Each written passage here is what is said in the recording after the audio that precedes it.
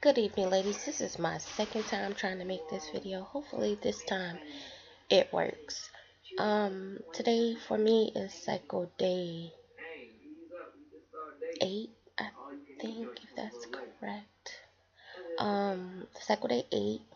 Um, After not having a cycle for about 66 days, um, my wife and I decided to take a hiatus on trying to conceive.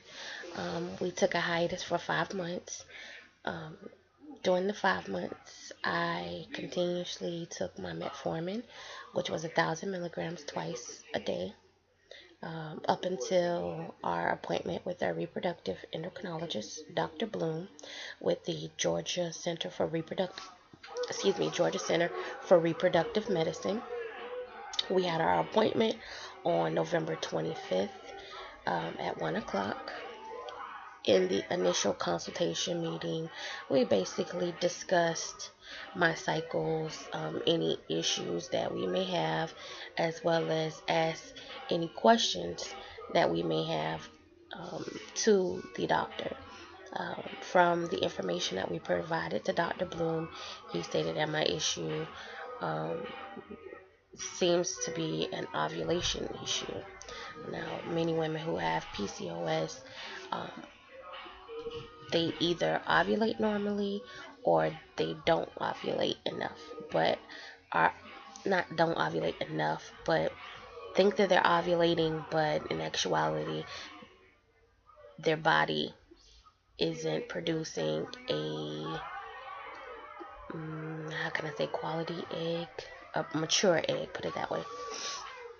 Um, so he prescribed us Clomid, 50 milligrams, cycle days 3 through 7. Um, Prometrium to start my cycle. Prometrium, he said, is better than Provera or birth control because it's not a synthetic hormone, it's a natural hormone. I didn't need the Prometrium because I had started taking my birth control and took it for about 2 weeks so that my cycle would come on. My cycle did start on November 30th. Um, After spotting for 2 days and cramping 4 days prior. The cramps were very intense. The cycle was very heavy. I think it was by far one of the worst cycles that I had ever had. Um, but I mean, I figured I hadn't had a cycle in about 2 months, so my body was long overdue. It lasted for 5 days. Um, let's see. After my cycle ended, um, let's see. I'm sorry. Let's rewind. After the consultation appointment, he sent me in for lab work. Excuse me. The lab work basically checked my hormone levels, and he just wanted to see where I was within my cycle. Um, when the results came back, all of my labs were elevated, including my prolactin. The prolactin was kind of high in a sense where it raised some issues. I had the blood work done for the second time. And the lab technician that did my blood work ran the wrong labs, so I had to go in for a third time. I had to wait 2 days for the results of those labs, but ended up getting a call early from one of the nurses at the doctor's office stating that all my labs came back normal, within the perfect range, and the only issue was my insulin. And that's probably due to when I take my insulin. I do take it very late at night, sometimes after midnight, because of my work schedule. And I felt like taking it when I get off is better because it decreases the bathroom breaks that I take. Being that I do work in a mental hospital, you don't get as many bathroom breaks as you would like. So I just kind of feel like if I take it when I get off, it's fine.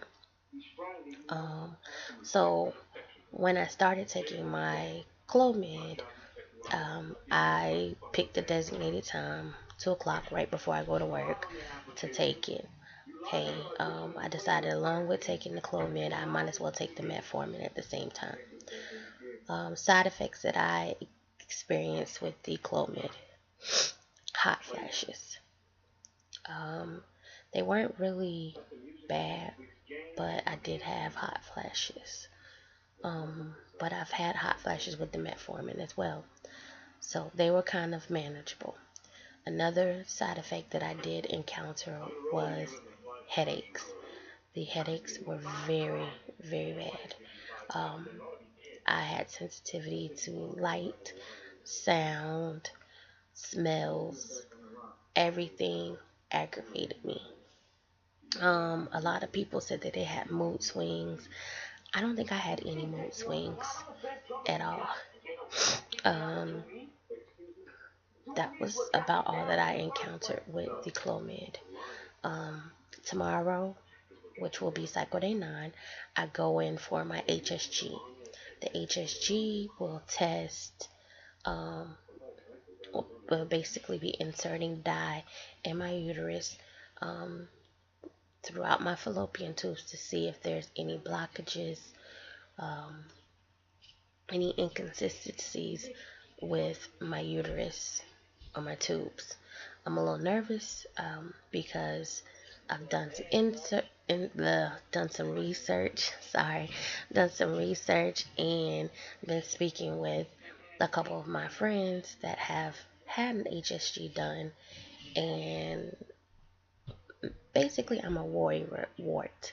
Um, I've heard about polyps. I've heard about severe blockages, tumors, cysts, you name it, I've heard it, and I am scared out of my mind.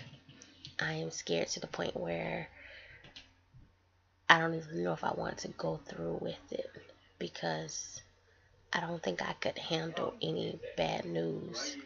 Um, but then again, it's always best to see, exactly what's going on, within my uterus and my tubes. Um, After my HSG on cycle day 12, which will be Thursday, at 7:15 in the morning, I'll be going for my ultrasound.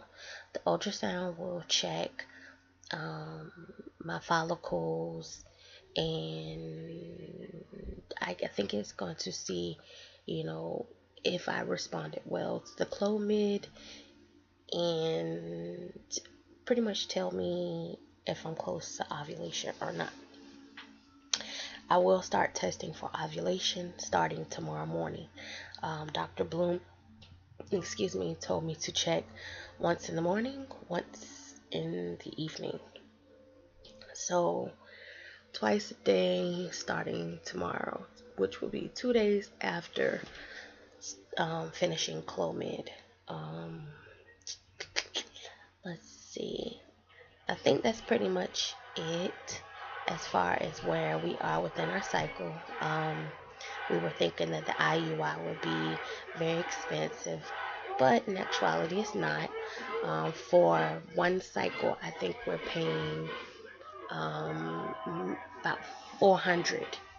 Um, the only thing that we would have to come out of pocket for is the ultrasound, which is $185, and the IUI, which is $175. What's optional would be the trigger shot. That's if it's needed, and that's $80. That's about it.